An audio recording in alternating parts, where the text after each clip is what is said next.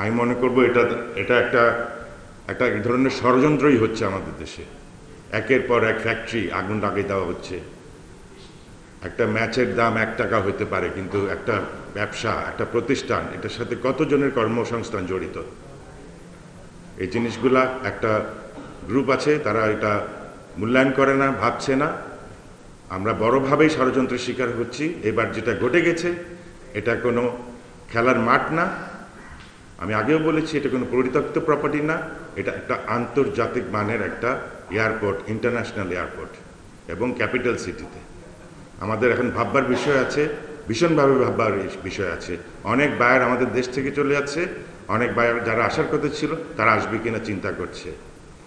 আমাদেরকে এমনভাবে এই ক্ষতিটা নিয়ে যাচ্ছে, যেতে যেতে যেতে এটা এয়ারপোর্ট পর্যন্ত চলে গেছে। এরপর আমাদের ঘরবাড়ি পোড়ানোর সময় আসবে। আশা করি আপনারা তৎপর হবেন, আপনারা মিডিয়ার মাধ্যমে সরকারকে আরও বেশি কঠোর সিদ্ধান্ত নিতে বাধ্য করবেন।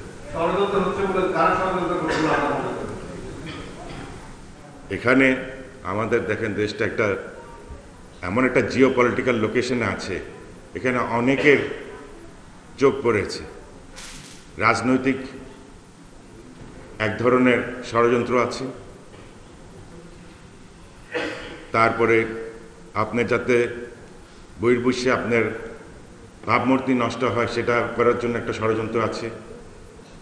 পার্শ্ববর্তী দেশেরও এক ধরনের চিন্তাভাবনা আছে, যাতে তাদের ব্যবসা এগিয়ে নিতে পারে, আমাদের ব্যবসা যাতে আস্তে আস্তে রিডিউস হয়ে যায়। তাই হচ্ছে এই বছর আমাদের ওভেনে 6% ডিক্লাইন হয়েছে, নিটে 9% ডিক্লাইন হয়েছে, যেখানে আমরা আশা করছি এটা পারবে। গত বছরে না আন্দোলন ছিল, এবছর তো আন্দোলন নাই, তাইলে এই বছর কেন আমাদের ডিক্লাইন হলো? এই সবই ষড়যন্ত্রের একটা পার্ট।